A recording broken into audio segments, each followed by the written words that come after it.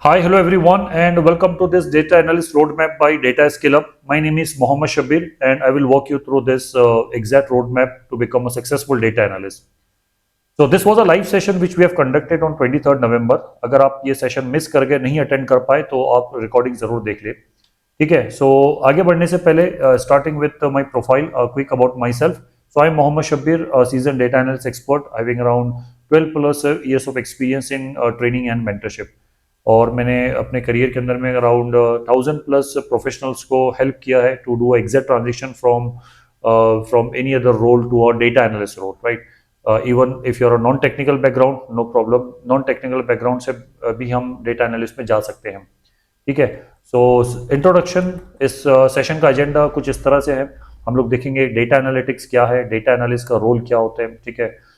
Very important agent performance report और ये business report क्या है, skill required, and then avoid 3 mistakes, जो कि बहुत इंपॉर्टेंट है. अगर आप इस मिस्टेक्स को अवॉइड करते हो तो you are already ahead 90% of the crowd. Detail 30 weeks road map, no fancy thing like एक महीने में डेटा एनालिस्ट बने या 2 महीने में डेटा एनालिस्ट बने. Exact road map for 30 weeks, step by step plan, और क्या क्या टॉपिक आपको सीखना चाहिए, ये सारी चीजें मैं आपको बताने वाला हूँ. How to learn, opportunities, Q&A and next step. ठीक है. तो चलिए स्टार्ट करते हैं. So what is data analytics, right. Type करें कमेंट में, आप जो है रिस्पॉन्ड कर सकते हैं, बट मैं भी आपको उसका डेफिनेशन बता देता हूँ. एक प्रोसेस है ये जो रॉ डेटा को कन्वर्ट करता है एक मीनिंगफुल इंसाइट्स में. आपके पास में अगर कुछ डेटा दिया गया और अगर आप डेटा एनालिस्ट हो तो आपको क्या करना है, उसमें से कुछ इंसाइट्स रहे ताकि हम बिजनेस के लिए कुछ बेटर डिसीजन ले सकें. ठीक है. अब सबसे इंपॉर्टेंट, ये किस इंडस्ट्री में काम आता है, तो ये irrespective of any industry you're working in, right? Service, banking, insurance, product based, customer support, or outsource, right? You have a data, you definitely require to do analysis on that, right? अभी data यानी क्या, सबसे पहले आपको देखना है कि आपके डेटा सेट में अगर ये 3 डेटा टाइप है, 3 इंफॉर्मेशन है, then definitely you have to do analysis. Text आपका कॉलम है, डेट का कॉलम है या नंबर का कॉलम है, राइट. अभी जैसे मैं एचआर की बात करता हूं तो एचआर के लिए टेक्स्ट का जो कॉलम है उसमें एम्प्लॉय का नाम आएगा, एम्प्लॉय का जेंडर, एम्प्लॉय का पोजीशन, डेजिग्नेशन, ये सब कुछ रहेगा. डेट में क्या हो सकता है, if you are HR, if you are working on HR data set, then date is your date of joining, date of leaving, date of promotion.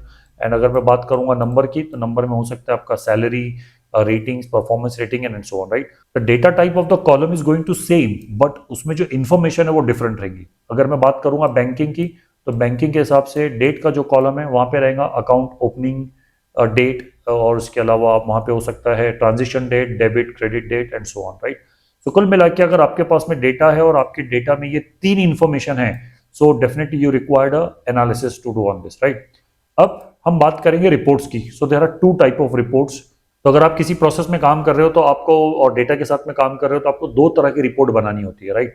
सो पहली जो रिपोर्ट है वो होती है एजेंट रिपोर्ट और एक होती है आपकी बिजनेस रिपोर्ट. ठीक है. आप दोनों में क्या डिफरेंस है. ठीक है.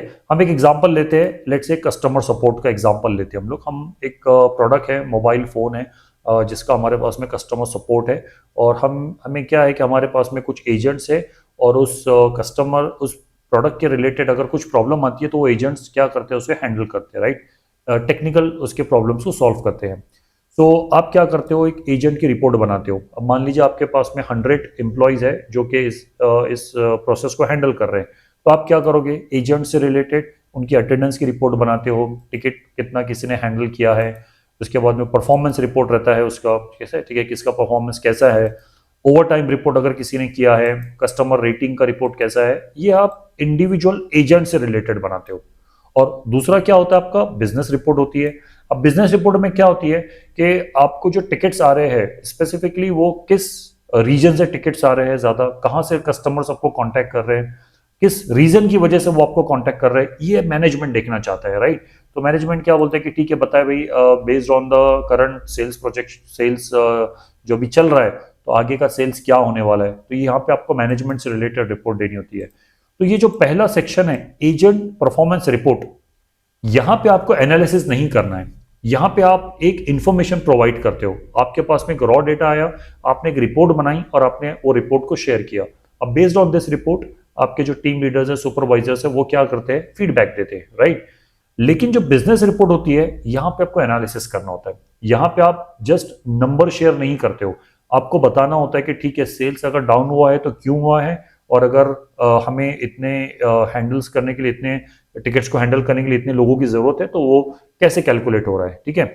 और या फिर हमारे टॉप सेलिंग प्रोडक्ट्स क्या है, या फिर हमारे जो है टॉप चैलेंजेस क्या है जिसकी वजह से कॉन्टैक्ट हमें आ रहे हैं ज्यादा, राइट। तो ये दो चीजों में आपको डिफरेंस समझना है। बिजनेस रिपोर्ट्स, इसके लिए आपको एनालिसिस की जरूरत पड़ेगी।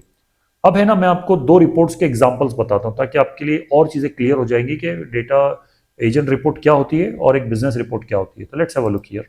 Alright, so let's take example of this. So you have this data, आपके पास में डेटा में क्या है, इन्फॉर्मेशन है, एम्प्लॉय नेम, एम्प्लॉय आईडी, और टीम लीडर उसका कौन है, और वो प्रोसेस क्या है। जस्ट मैंने एक रैंडम डेटा लिया है, और ये लोग जो है, ये employees every day they are working on handling tickets, ticket time उनका कितना लग रहा है, ठीक है, कस्टमर रेटिंग क्या है, log in hours and so on, right.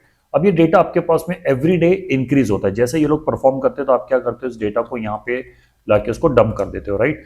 अब मुझे क्या करना है, इसकी एक रिपोर्ट क्रिएट करना है ताकि ये रॉ डेटा को वो लोग प्रॉपर वे में देख सके, एजेंट वाइज फिल्टर कर सके, और टीम लीडर वाइज फिल्टर कर सके, और अपना परफॉर्मेंस अपने एजेंट का देख सके। तो इसके लिए हमने क्या किया, एक एजेंट रिपोर्ट बनाई है, वो कुछ इस तरीके से नजर आ रही है, देखिए आप यहाँ पर। तो ये देखिए आप, इस एजेंट परफॉर्मेंस रिपोर्ट में क्या है, आपके पास में डेट, यानी कौन सी डेट का ये डेटा इसमें अपडेटेड है, एम्प्लॉय आईडी, ये आपको सिलेक्ट करना है। जैसे आप एम्प्लॉय आईडी को सिलेक्ट करते हो, एम्प्लॉय का नाम अपडेट हो जाएगा, टीम लीडर्स और ये सब कुछ अपडेट होंगे, और यहाँ पे ये केपीआई है, इनके पर्टिकुलर कुछ टारगेट रहेंगे, और ये इन्फॉर्मेशन यहाँ पे फिलअप हो जाएगी, राइट। अब ये मैंने एक एजेंट रिपोर्ट बनाई है, एजेंट को मैंने फीडबैक दिया, और मान लीजिए मुझे एजेंट को ये स्टैट्स ईमेल करने हैं, तो मैंने यहाँ पे एक ईमेल के लिए एक ऑटोमेशन किया है। इस पे जब मैं क्लिक करूंगा तो ये आपका ईमेल सेंड हो जाएगा आउटलुक के जरिए। और दूसरा यहाँ पे एक ऑप्शन है प्रिंट का, अगर मैं चाहता हूँ कि ये पेज का प्रिंट निकालूं और मैं इस एजेंट को मैं एज अ हार्ड कॉपी देना चाहता हूँ, तो मैं इसको प्रिंट के लिए भी मैंने ये किया, राइट। अब इस रिपोर्ट को बनाने के लिए मुझे दो चीजों की जरूरत पड़ी, एक तो एडवांस एक्सेल। डेफिनेटली जब एक्सेल की मैंने बात की है तो मैंने सिर्फ नॉर्मल एक्सेल या नॉर्मल फॉर्मूलेज नहीं, बट उसको प्रेजेंटेबल वे में हम लोग कैसे कर ला सकते हैं, तो इसके लिए हमको एडवांस एक्सेल की जरूरत है, एडवांस फॉर्मूलाज, इनबिल्ट फंक्शंस हमको हमने यूज किया है, और ये हमने बनाया, राइट। और ये जो सेक्शन है हमारा सेंड ईमेल एंड प्रिंट, ये स्पेसिफिक हमने बनाना है यूजिंग वीबीए, यानी ऑटोमेशन, यानी आपको जो है वीबीए ऑटोमेशन, वीबीए मैक्रो यहाँ पे आपको बनाना है, इसके जरिए आप जो है ईमेल को सेंड कर सकते हो। तो ये हो गई आपकी एजेंट परफॉर्मेंस रिपोर्ट, राइट। जैसे मैंने बताया, इसके लिए आपको कुछ एनालिसिस नहीं करना है, आपने एक आपके पास एक रॉ डेटा था, आपने एक टेम्पलेट बनाया। अब इस रॉ डेटा में जैसा ये रॉ डेटा यहाँ पर आएगा, ये टेम्पलेट आपका अपडेट होता रहेगा, और ये आपने इसको भेज दिया, राइट। अब बहुत सारे लोग जो कंफ्यूज होते हैं कि ठीक है, हम लोग रिपोर्ट बना रहे, तो क्या हम डेटा एनालिस्ट बन गए, या फिर हम लोग तो डेटा एनालिस्ट का काम कर रहे हैं। बिल्कुल नहीं, ये आपका एक एमआईएस का वर्क हो गया, एक रिपोर्टिंग का वर्क हो गया। जब मैं बात करता हूं एनालिस्ट की, डेटा एनालिस्ट की मैं बात कर रहा हूं, तो डेफिनेटली आपको कुछ इनसाइट्स आपको प्रोवाइड करने होते हैं, ठीक है। तो लेट्स टेक एग्जांपल हियर।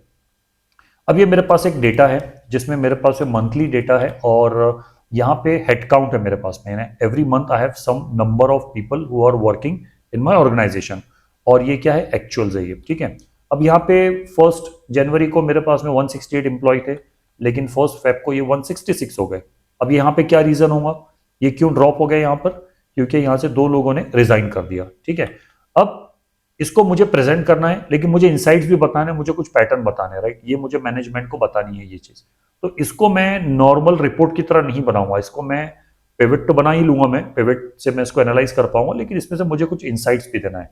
तो जो बिजनेस रिपोर्ट है वो कुछ ऐसे दिखेगी, देखिए यहाँ पर आप, कुछ इस तरीके से रहेगा, रिसोर्स एनालिसिस रिपोर्ट। ये हमने पिवट से बना दिया था, विच वॉज सिंपल। लेकिन अगर यही पिवट टेबल मैं अपने मैनेजर को भेज देता हूं, तो बोलेंगे यार ये आपने क्या भेजा है, ये तो मुझे आता है पिवट बनाना, बट आपके ऑब्जर्वेशंस क्या है इसमें, क्या इंसाइट्स आप इसमें से आपने इसमें से फाइंड आउट किया है, और क्या आप रिकमेंड करते हो। आप अगर डेटा एनालिस्ट हो तो सिर्फ रिपोर्ट भेजने से काम नहीं होगा। अब आप देखें यहाँ पे राइट साइड में मेरे पास में एक मैंने इसके ऊपर एक ग्राफ बनाया है, कॉलम चार्ट, और इस कॉलम चार्ट के अंदर में कुछ इंसाइट्स मैंने शेयर किए हैं।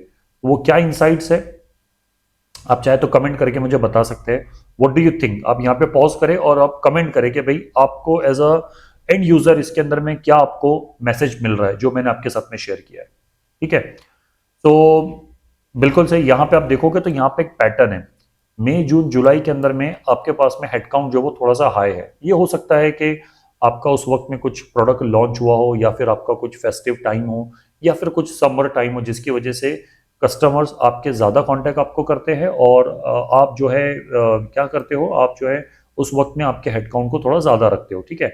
अब यही पैटर्न हमको 2025 में भी नजर आ रहा है, ठीक है। लेकिन हमने यहाँ पे क्या दिया, compare to last year is 103%, मतलब ये इंक्रीज हुआ है, थोड़ा सा यहाँ पे इंक्रीज हुआ है। तो अगर मुझे प्रोजेक्शन करना है 2026 का, तो मैं कुछ प्रोजेक्शन ऐसे कर सकता हूँ कि ठीक है यहाँ पे 3% इंक्रीज हुआ है, अगर इसी ट्रेंड को मैं फॉलो करता हूँ तो लगभग मुझे मेरा हेडकाउंट ऐसे दिखेगा। अब इसका जो ओवरऑल आता है इंक्रीज हुआ था 104%, राइट। तो यहाँ पे आपने एनालिसिस किया है, यहाँ पे आपने सिर्फ रिपोर्ट नहीं बनाई है, आपने इंसाइट्स को एक्सट्रैक्ट किया, आपने देखा कि क्या पैटर्न है, वो क्यों है, क्यों इंक्रीज हुआ है, उसके रीजंस आपने लिखे, आपने ऑब्जर्वेशंस लिखे, आपने इंसाइट्स लिखे, आपने आपके रिकमेंडेशन दिए, right. So this is what the data analysis job is. यहाँ पे डेटा एनालिस्ट का रोल इंपॉर्टेंट होता है।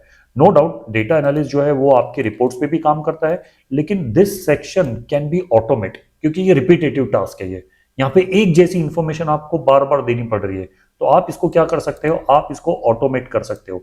लेकिन ये जो बिजनेस रिपोर्ट्स है, ये डेफिनेटली आपको जो है आपको इसमें एनालाइज करना होगा, और ये रेगुलर रिपोर्ट्स नहीं है, ये एडॉक रिपोर्ट्स आती है, एडॉक रिक्वेस्ट आती है जो आपको बना के भेजनी होती है, और आपकी रिपोर्ट्स की बेस पे, आपकी एनालिसिस की बेस पे आपके जो मैनेजमेंट है वो कुछ डिसीजन लेते हैं। तो यहाँ पे आपकी जो एनालिसिस है वो बहुत स्ट्रांग होनी चाहिए, राइट। सो आप अभी तक आप समझ गए होंगे difference between MIS person and a data analyst, right. Mostly मैंने देखा है मेरे एक्सपीरियंस की बेस पे, पीपल थिंक ओके ठीक है मैं एक्सेल सीख गया हूं तो मैं एनालिस्ट बन गया हूं। नहीं, एक्सेल से आप रिपोर्ट बना रहे हो, विच इज गुड, मैं मना नहीं करूंगा, वो होना भी चाहिए स्टार्टिंग पॉइंट। लेकिन नेक्स्ट लेवल आपको सोचना है कि अब मैं एनालिसिस कैसे करूं इसको, राइट। अब इसको एनालिसिस करने के लिए आपको टूल्स की जरूरत पड़ेगी, लेकिन टूल्स पे जाने के पहले मैं एक एग्जांपल और आपको बताता हूं, ठीक है। तो मैं आता हूं यहाँ पे एवरेज में। मान लीजिए आपके इंप्लॉइज है, और इस इंप्लॉइज के अंदर में अगर हम बात करेंगे तो किसने कितना टिकट हैंडल किया है, ठीक है। अब अगर मैं नॉर्मल इस डेटा को देखता हूं, इतना ही डेटा मैं अपने मैनेजर को भेज देता हूं, तो वो क्या बताएंगे, ठीक है 2427 इंप्लॉय नंबर 3 का सबसे हाईएस्ट है ये। बट क्या ये आंसर सही होगा? ये आंसर सही नहीं होगा, क्योंकि हमने यहाँ पे नंबर ऑफ डेज को कंसिडर नहीं किया है। अब अगर मैं नंबर ऑफ डेज को कंसिडर करता हूं और देखता हूं पर डे एवरेज कितना है, कितने टिकट्स अपना एक एजेंट हैंडल कर रहा है, तो मुझे पता चला कि एजेंट नंबर 5 जो है वो 158 टिकट हैंडल कर रहा है। उसने सिर्फ 14 दिन काम किए, 14 डेज, और उसने 2200 टिकट्स को हैंडल किया। दैट मींस उसका एवरेज जो है वो क्या है, ज्यादा है ये। तो this is what the analysis is, right. आपको रिपोर्ट नहीं बनानी है, आपको उसके इनसाइट्स को निकालना है और आपको सही इंफॉर्मेशन देनी है, ठीक है। अब मैं आपको पूछता हूं क्वेश्चन नंबर 2 यहाँ पे, अगर आपको बताया कि ठीक है बताइए सबने मिला के टोटल टिकट्स कितने हैंडल किए, एवरेज कितना है उसका, टोटल तो नहीं एवरेज कितना है, तो आप क्या करोगे, इसका एवरेज निकाल लोगे। तो आपने बताया ठीक है 1837 एक एवरेज है, लेकिन यहां पे हर employee same number of days पे काम नहीं कर रहा है। मान लीजिए सब लोग अगर 10 दिन काम करते तब मैं बोलता कि ये मेरा एवरेज होता, लेकिन यहाँ पे क्या है, यहाँ पे सारे इंप्लॉय जो अलग अलग इनके number of days working days है, जिसकी वजह से ये एवरेज जो है आपका कंसिडर नहीं किया जाएगा। तो आपको क्या चाहिए, आपको चाहिए वेटेड एवरेज। और वेटेड एवरेज के लिए डेफिनेटली आपको कुछ एडवांस फॉर्मूलाज की जरूरत है, जैसे कि यहाँ पे मेरी स्क्रीन पे देख पा रहे हैं, इसमें एक सम प्रोडक्ट का फॉर्मूला लगाया हमने। हमने एवरेज तो निकाला, बट हमने ये भी कंसिडर किया है कि नंबर ऑफ डेज कितना है। अब मुझे पता चला कि 1853 is the average, while I am considering the number of days as well as a working days as well, right? So this is the analysis. This is how you should do the analysis. अगर आप ये analysis कर पा रहे हो, इस level की आपके पास में अंडरस्टैंडिंग है, तो डेफिनेटली आप जो एक right track. This type of detail analysis you have to do, okay. All right, now we have understood what is the agent report, what is the MIS report and what is the analysis, right? Data analysis हमें क्या करना है। अब इसके लिए हमको कुछ tool सीखने की जरूरत है, तो मैं आपको रिकमेंड करूंगा ये 6 टूल्स आपको सीखना है। अब ये अभी फिलहाल मैं जो बता रहा हूँ सिर्फ इसके मैं इसको सिर्फ आपको ओवरव्यू दे रहा हूँ, लेकिन इसका डिटेल प्लान भी मैं आपको बताऊंगा कि हर टूल में से कितने टॉपिक सीखना चाहिए और कितना वक्त आपको देना चाहिए। अब स्टार्ट करें एक्सेल से। Why? Because Excel is called as a mother of all analysis tool. अगर आपने एक्सेल को अच्छी तरह से सीख लिया इन एंड आउट, तो बाकी के टूल्स पे काम करना आपके लिए क्या होगा, इजी होगा, ठीक है। सेकंड, जैसे हमने एग्जांपल में देखा VBA का एग्जांपल, हमने एक्सेल की रिपोर्ट तो बनाई थी, लेकिन ऑटोमेशन करने के लिए आप क्या यूज करें, VB का इस्तेमाल करें आप। इससे क्या होगा, जो रिपीटेटिव टास्क है वो आप ऑटोमेट कर सकते हो और सेव टाइम कर सकते हो, साथ में आपकी इंक्रीज प्रोडक्टिविटी भी आपकी इंक्रीज होगी। थर्ड टूल जो आपको सीखना चाहिए वो है power query. It's a ETL tool. ETL is what, extract transform and load. ये बहुत ही पावरफुल टूल अवेलेबल है एक्सेल में और पावर BI में, जो आपको हेल्प करता है अनस्ट्रक्चर्ड डेटा को स्ट्रक्चर में या फॉर्मेट में कन्वर्ट करने के लिए। जब आप पीडीएफ पे कनेक्ट करते हो, वेब पेज पे कनेक्ट करते हो, तो डेटा आपका आपका क्लीन नहीं होता है। तो उस डेटा को क्लीन करने के लिए हम जो है क्या यूज करते हैं, पावर क्वेरी का इस्तेमाल करते हैं। इसको इस्तेमाल करके हमारे क्लीन अनस्ट्रक्चर्ड डेटा को क्लीन करते हैं ताकि हम उसके ऊपर एनालिसिस कर सकें। इसके बाद मैं रिकमेंड करूंगा आप जाइए पावर बीआई एक्सपर्ट के लिए, एक्सपर्ट लेवल तक आप इसको सीखें, क्योंकि अभी जो भी रिपोर्टिंग स्ट्रक्चर है एक्सेल से निकल के वो पावर बीआई में मूव हो रहे हैं, right. Companies are shifting their reporting structure from Excel to Power BI. It's one of the most important BI tool और मोस्ट इन डिमांड टूल, तो इसको सीखे आप। इसके बाद आप डेफिनेटली एसक्यूएल को सीखिए आप। अब एसक्यूएल को क्यों सीखना जरूरी है?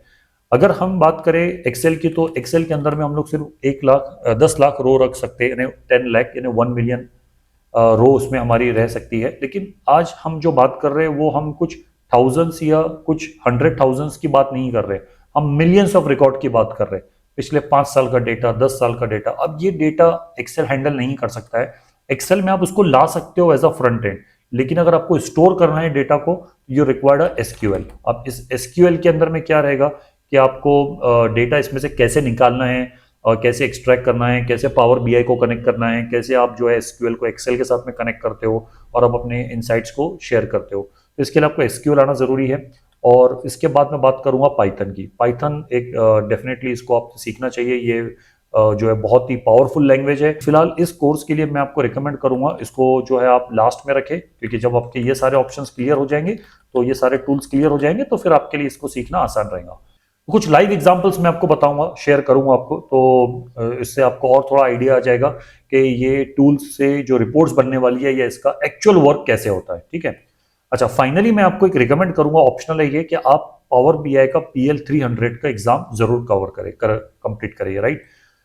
वैसे तो बहुत सारे सर्टिफिकेट्स होते हैं, लेकिन माइक्रोसॉफ्ट की तरफ से ये एग्जामिनेशन, इसको मैं रिकमेंड करूंगा। अगर आपके ये सारे मॉड्यूल कंप्लीट हो जाते तो फाइनली आप इस एग्जाम को जरूर दें। इससे क्या होगा कि आपके जो रिज्यूम के शॉर्टलिस्ट होने के चांसेस है ये डेफिनेटली बढ़ जाएंगे, और एक कॉन्फिडेंस भी आपके पास में रहेगा सर्टिफिकेट का। और मैं ये नहीं कहता हूँ कि सर्टिफिकेट्स को ही कलेक्ट करें आप, लेकिन कुछ सर्टिफिकेट जो है वो इंपॉर्टेंट है, जिसमें से एक है माइक्रोसॉफ्ट का ये। ओके, सो अब हम बात करते हैं कुछ लाइव एग्जांपल्स की। तो मैं कुछ पावर बीआई की रिपोर्ट्स आपको बताने वाला हूं। तो ये इसमें का पहला रिपोर्ट है, एचआर के डेटा सेट पर मैं बनाया है।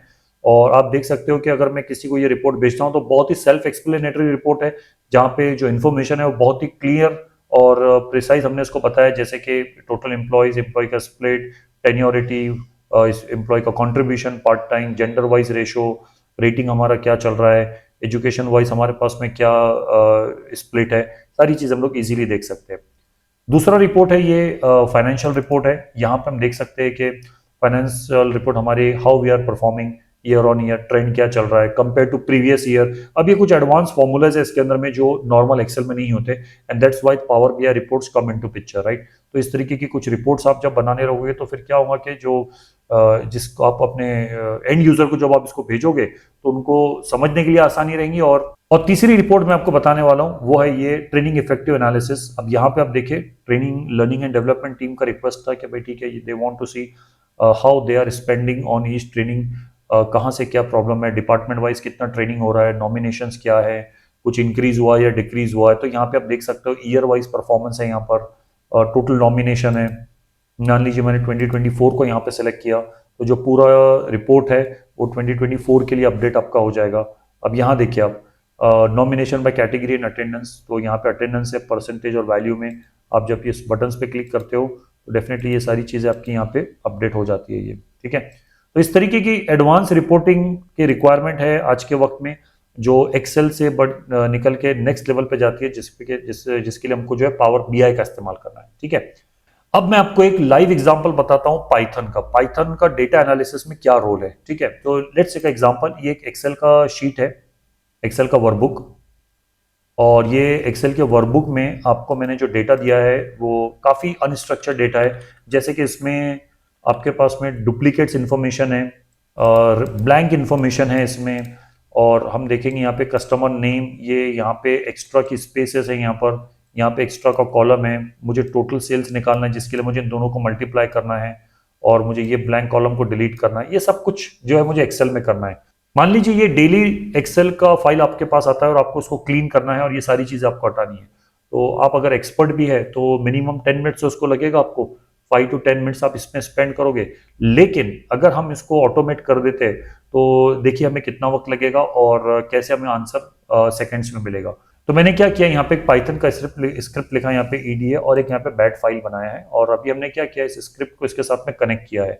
अब ये ऑटोमेशन है। अगर आप इस पर क्लिक करते हो सिंगल क्लिक, और जैसे आपने इस पर सिंगल क्लिक किया तो ये एक आपको कमांड प्रॉम्प्ट आता है, इसमें इसने सारी स्क्रिप्ट को रन किया। अब जब प्रेस एनी की टू कंटिन्यू, और आप देखोगे जैसे ही आपने कंटिन्यू पे क्लिक किया आप देखोगे यहाँ पे क्लीन सेल्स डेटा की फाइल आ चुकी है। अब इसको ओपन करके हम लोग चेक करते हैं।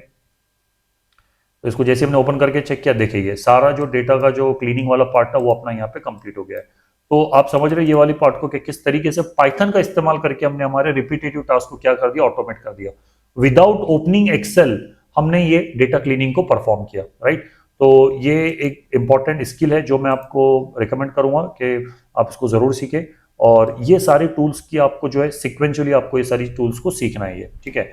अब ऐसा ना हो कि यार चलो ठीक है पहले मैं वीबी सीख रहा हूँ या पहले पाइथन सीख रहा हूँ, ऐसा नहीं होना चाहिए। It should be in a proper order, क्योंकि हर एक अगला टूल जो है वो प्रीवियस के ऊपर डिपेंड है।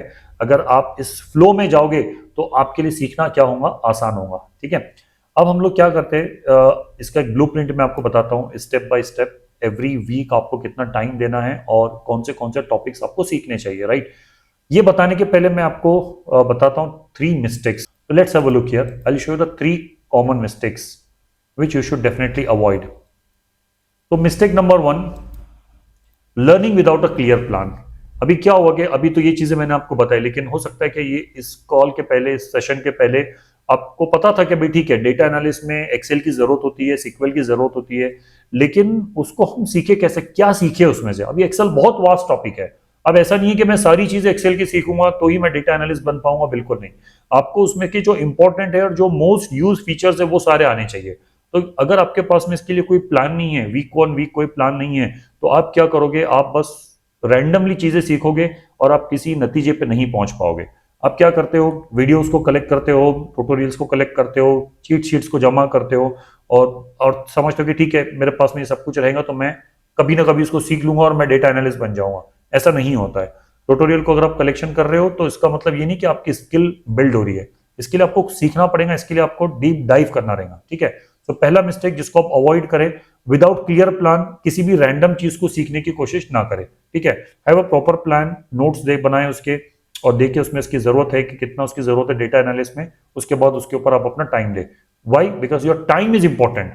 सीखने के लिए मैं सब कुछ सीख सकता हूँ, लेकिन मेरे पास में वक्त ही नहीं है, टाइम ही नहीं है, और जो टाइम है उसको मुझे सही तरीके से इस्तेमाल करना है यहाँ पे, ठीक है।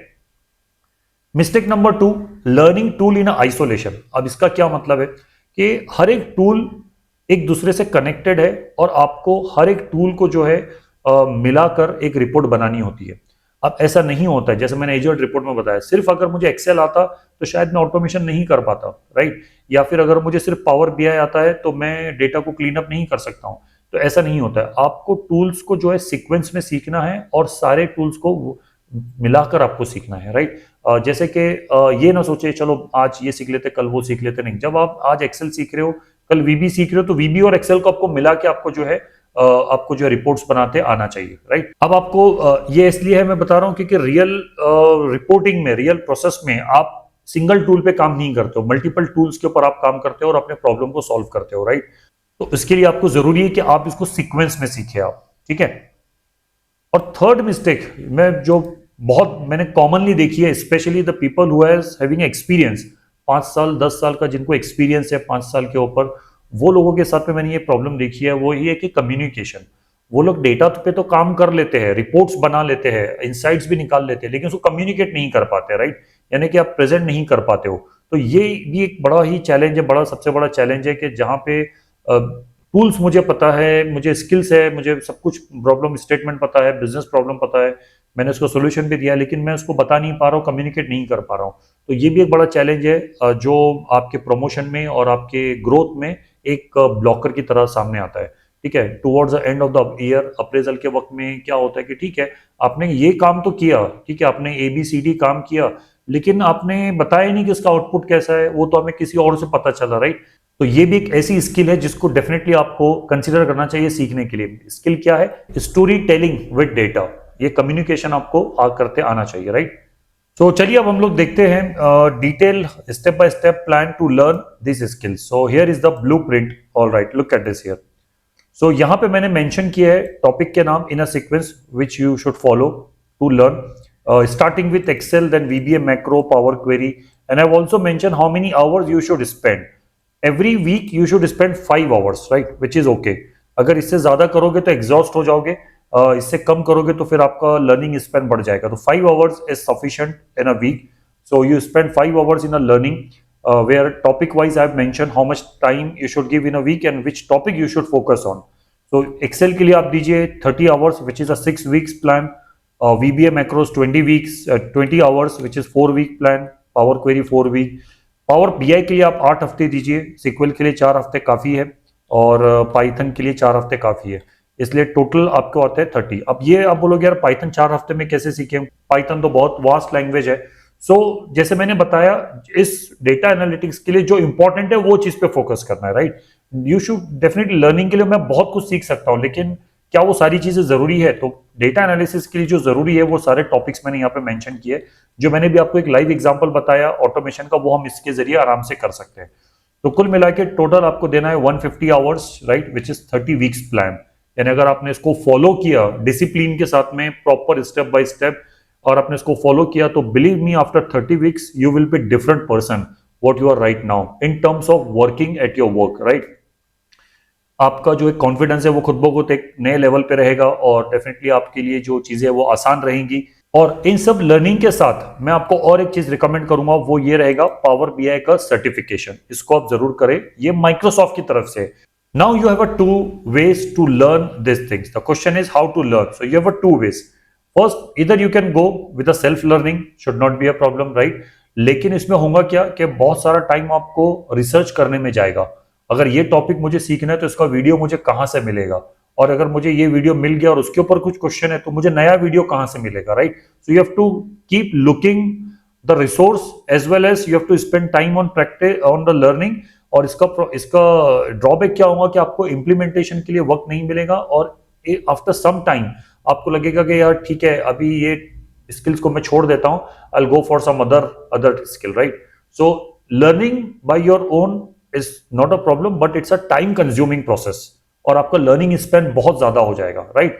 सो कंपेयर टू दैट मैं आपको रिकमेंड करूंगा learn from expert under the guidance, right. So benefit क्या रहेगा इसका? एक तो hands on experience, actual world में जो डेटा होता है वो कैसे यूज होता है वो आपको मिलेगा, उसका आपको लर्निंग मिलेगा, प्लस आप अपना टाइम सेव करोगे क्योंकि आपको रिसर्च नहीं करना है।